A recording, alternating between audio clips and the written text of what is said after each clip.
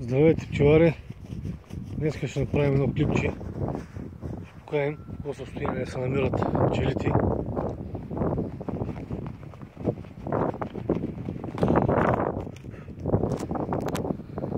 Преди една седмица някъде бях третирал с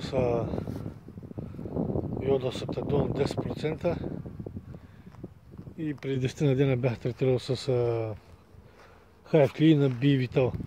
Аз по принцип за третирането на пчелите всичко съм гледал от Ангел Петков, мисля, че беше село Брашленица. От него съм гледал по принцип за третирането на пчелите, всичко от него съм видял. И за нозематоз третирам както той с йодосептадон и за акара третирам с Hive Clean. Третирал съм и с акара с мъка ултра гел, обаче не съм доволен от този гел. За мен Hive Clean на B-Vital е уникалното лекарство за акара. По принцип не се виждаше така, като извада някоя рамка акари по пчелите, долу имаше по 5-6 акара. Но за това има значение и от миналата година есенното третиране. След като се третират редовно, няма опасност от голяма инвазия на акара. Ако не си третирал, той се насъбира много и стават ужаси вече вътре в кошерите. Обаче като третираш при определено време там, няма никакви проблеми. Имах само на един кошер насрано, насран от слабите отводки по стиропора. Аз съм сложил вътре стиропор. По самия стиропор имах насрано по стиропора, не беше много, иначе другите всичките са наред. Сега ще покажем слабите отводки, които бях показал с стиропора, които ги бях затоплял. Сега ще ги видим. Значи 5 бяха слаби. 3 добре тръгнаха, обаче има 2, които са много слаби. На по една рамка с пчели. И като цяло ще видим, ако тук по принцип до 20 на дена, ако почне при нас рапицата, ако не се заселят много от рапицата, ще им предам пило от другите кошери и вече ако видя, че не става работата, ако пак са много слаби, мисля двете, които са много слаби, да ги обединя. А пък майката, те имат двата кошери, двете слаби отводки си има майка. В това положение то не знам дали се вижда много добре сега. Просто ето така само има едно пчелите, тук са снесли малко пило, колкото един пилник. И като цяло тази отводка ми е много слаба и тук до нея сега ще покажа следващата и тя е много слаба. Иначе другите 3, които ги бях затоплял, те са в добро състояние.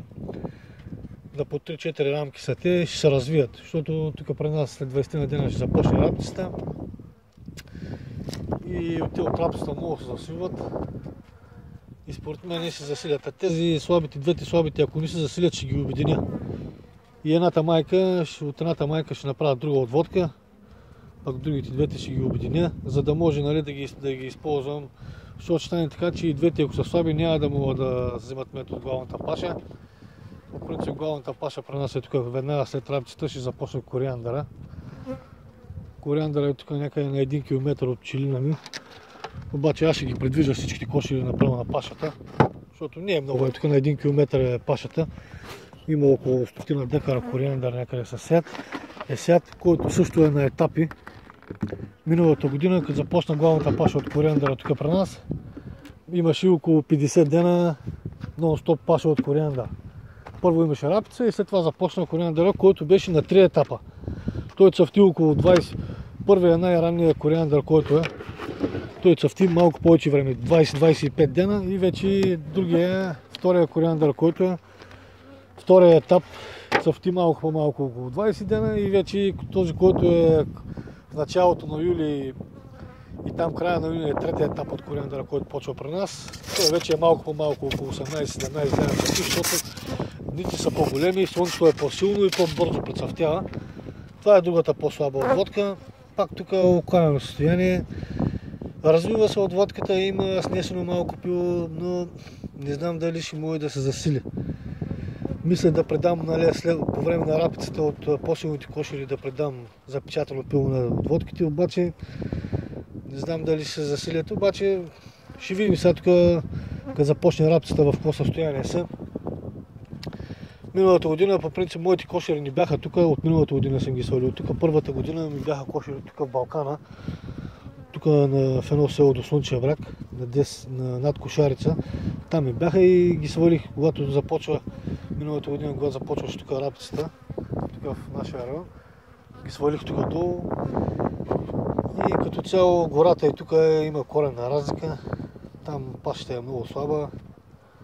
Да, има ранна паша, обаче като цяло е доста слаба в гората. Тук при нас е много сигурно. Понеже тук дори, сега е тая нива тук до мене, която се вижда, която е изворена. Оня ден е сяха с слънчоглед, някъде около 30-40 декара слънчоглед ще има и до мене. Обаче миналата година се получи така, че просто третия етап от кориандъра цъфтеше и пчелите ходиха на кориандъра. Обаче тогава юли месец също цъфна и слънчогледа тук при нас. И аз, понеже не съм виждал метод слънчоглед, и взех един кошер, предвиждах един кошер направо тук на 2 км от мене. Предвиждах един кошер на 20 декара слънчоглед. Обаче тогава тук при нас слънчогледът цъфти юли месец и то е много топло.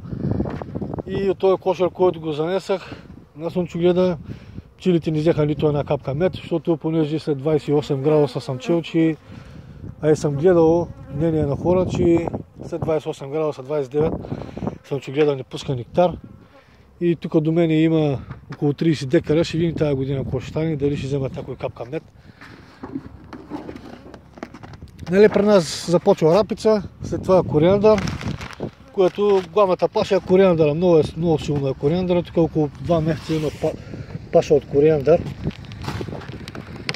Сега ще ви покажем, това е третата отводка, която вече тук е по-добре работата. Тук е много по-силна е, не е толкова слаба, на 4-5 рамки са пчелите, обаче малко по-агресивни са. Даже и сега, като започне рапицата, стават направо без пчеларско облекло, е немислимо да се работи.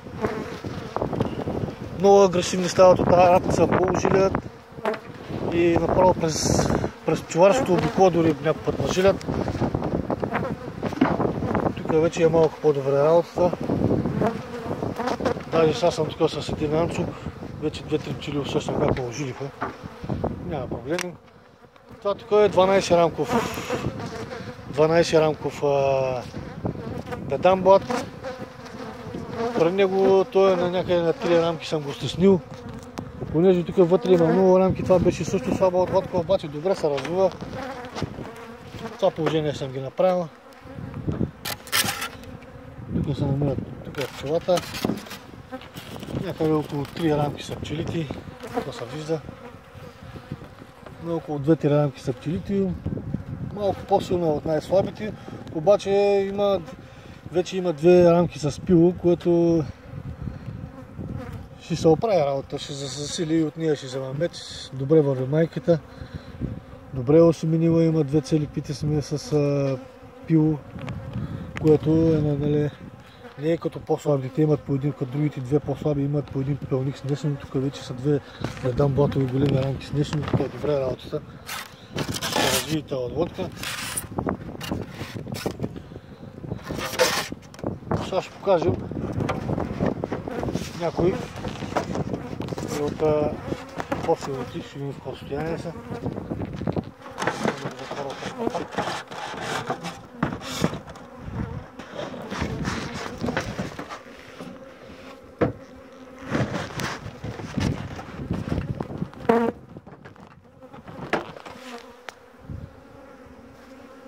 По принцип при нас нещо друго да кажа. Даната ми са затворени. Обаче тук като стане вече видя, че нощната температура да взема да става 8-9-10 градуса. Имам тук тавичка, която я махам и дъното ми е отворено на 30%. Цялото лято е отворено дъното, после вече октомври месец затварям. Аз съм си направил сега едни кошери. Направил съм си мои кошери, които дъното ще е на цяло отворено, мрежещо дъно.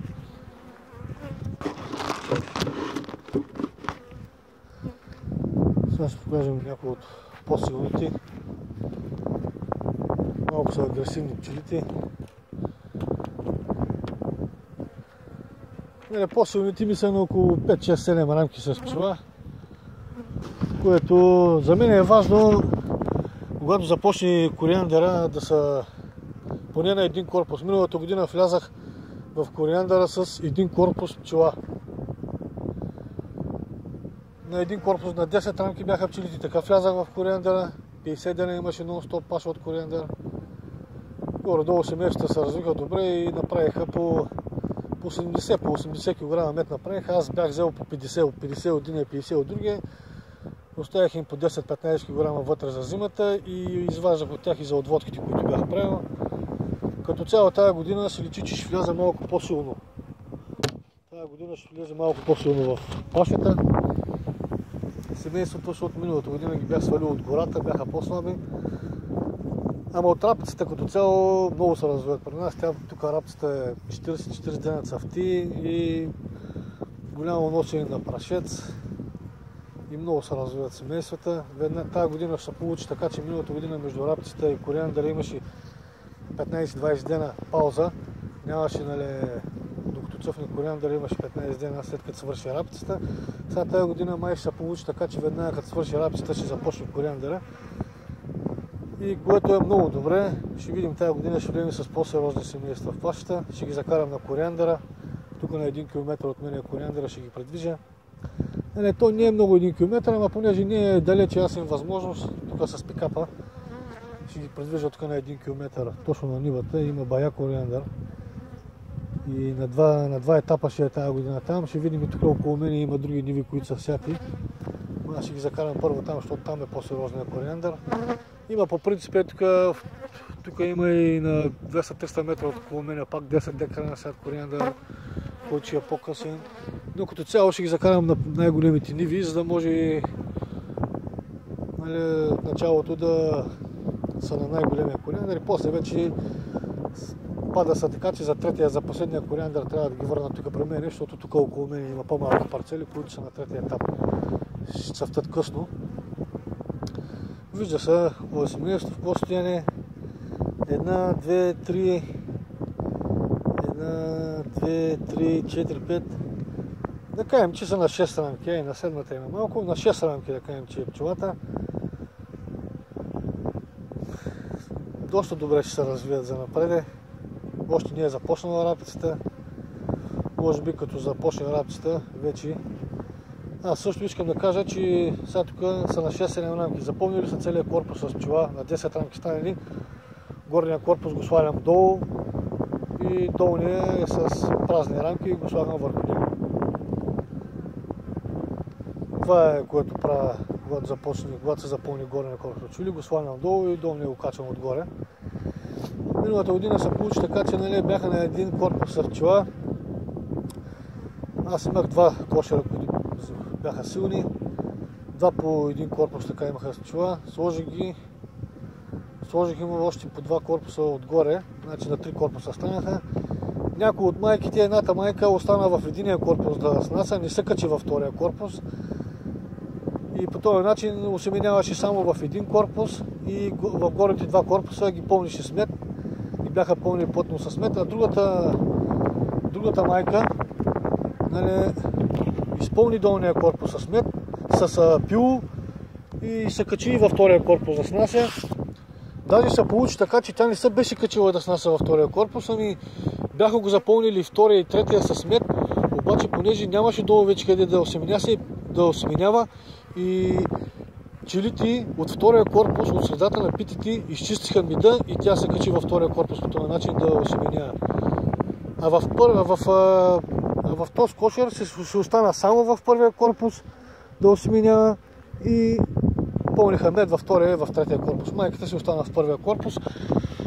Обаче това ни попречи за пашата. Пак кошера, този кошер, който майката остана да осеменява в долния корпус, събраха толкова мед, колкото и този, който майката осеменяваше и в два корпуса.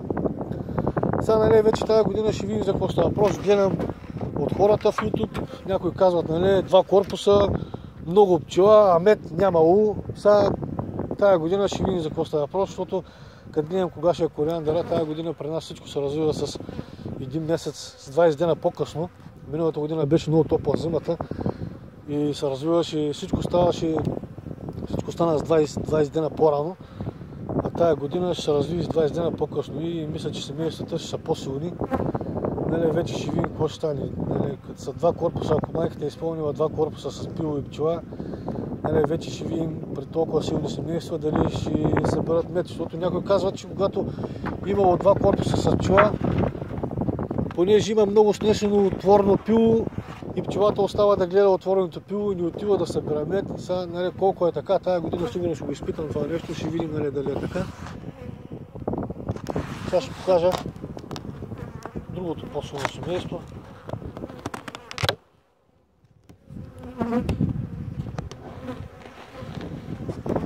Това е другото по-силно семейство. Имам още 2-3 по-силни. Там е на един корпус съм го оставил. И тук същата работа. 1, 2, 3, 4, 5, 6. Тук са да кажем на 7 рамки са пчелите.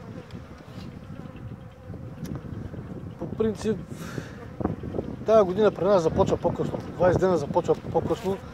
Може би защото морето, още водата на морето е много студена и от самото море идва студен въздух насам и по принцип при нас не са много високи температурите тази година.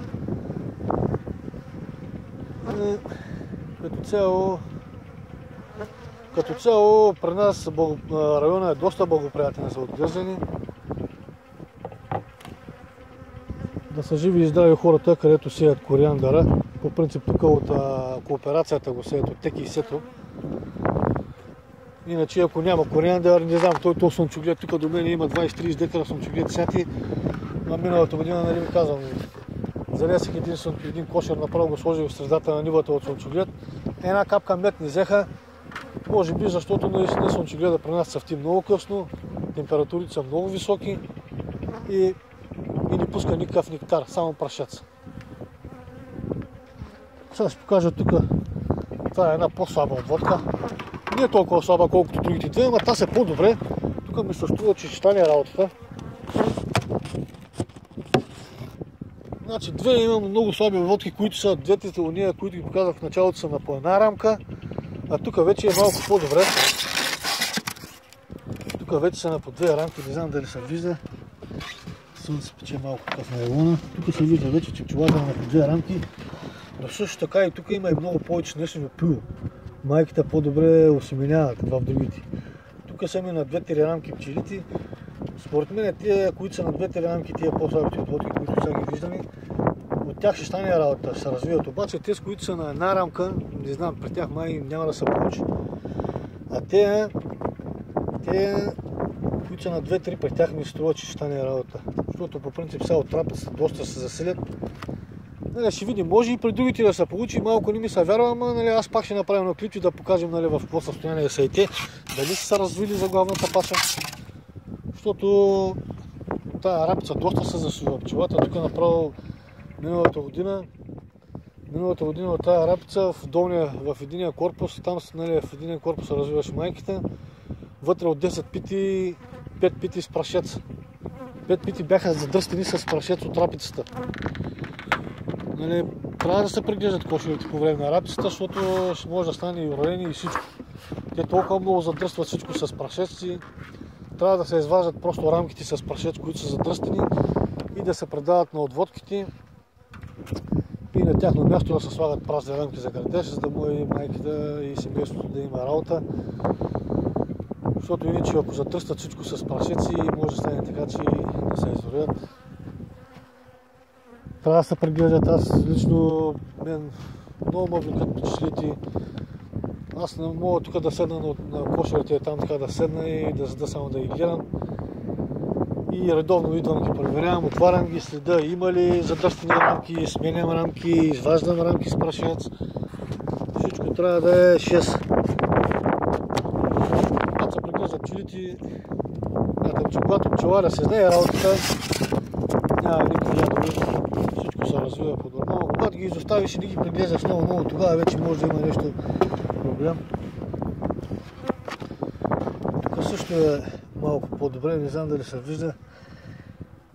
Не е много пак добре, ама по-добре са. Аз съм ги отварях ги, те си ги видях, че майките снасят по-добре осеменяват от другите две, които са много слаби. Тук са на по две рамки. И ще стане работа тук. И от рапцата от силните семейства, като извадя по някой пита с запечатано пило, ще ги засиля. И когато стане до края на май, карам ги и тях на кориандъра и когато съберат. Поне да не съберат мед, ще се развият добре. И пак за тях да се съберат мед, за зимата да зимуват, аз съм доволен, дори да не взема мед. Поне за тях ще да се направят мед да зимуват, пак съм доволен. Да не им предавам аз сироп. За меда от кориандър искам да кажа някои думи.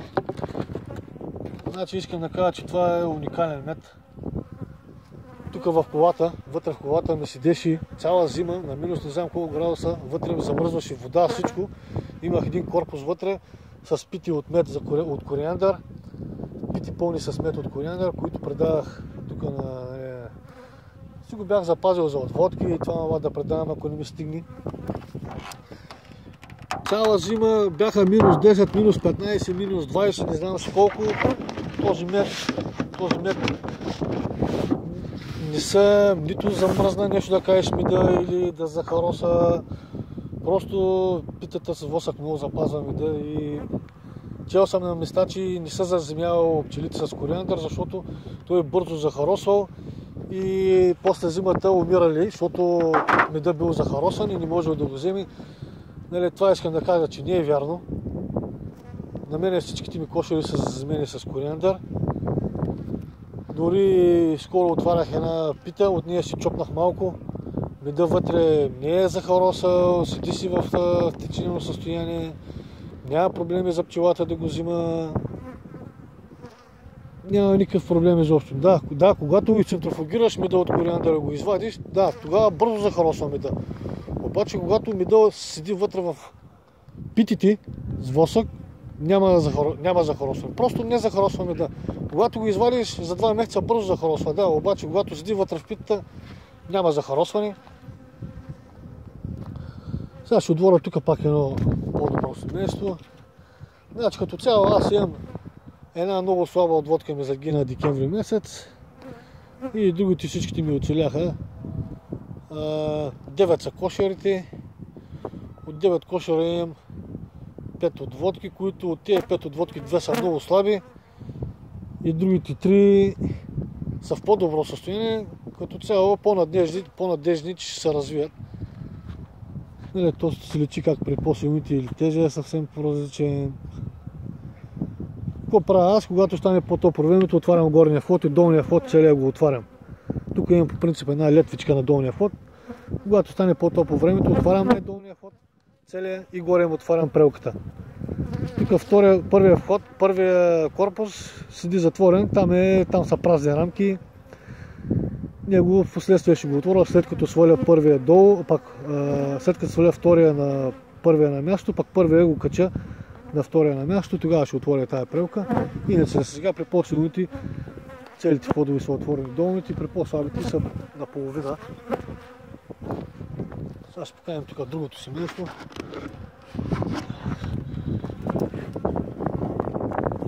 Не знам при вас как са пчелите пчелари, обаче при мен аз го отварям редовно, интересувам се къде се намира майката, къде осеменя, когато отворя къде се намира, аз анализирам всичко. С пчелите трябва да ги отглеждаш на усещане просто, да видиш как се държат, какво поведение имат, къде се намират като цяло, колко мед изяждат, майката добре ли осеменява и по това нещо анализирам като цяло за живота на пчелите. Също така доста гледам YouTube, което няма по-хубаво нещо от YouTube, хората да си кажат споделения опит, всичките ще ви кажат там, за най-добре как да се направите пчелите. Тук вече това е на 1, 2, 3, 4, 5 и на 6, тук са пак на 6 рамки. Има и на 7-та и на 8-та има пчела, ама да кажем, че е на 6 рамки плътни пчели. И това семейство добре се развива. Това е отводка от миналата година, която направих. Миналата година направих тази отводка, тя се събра мед за нея се да зимува. Не съм взимал мед от нея. Пак тази година обаче добре ще се разви и ще вземем мед от нея. От кориандъра. Сега до 20 дена ще започне рапицата. Вече от рапицата много се засилва пчелата, наистина това голямо носене на прашец. И вече последните 10 дена, тя цъфти около 40-45 дена, последните 10 дена вече носят малко от мед от нея. Ще видим как ще стане при по-силните. Дано да ни напълнят много мед от тая рапица. Ще чуля кой да го правя. Нищо да снимам така пчелата. Еми, това е от мен, колеги. Чао, пак ще направим едно клипче.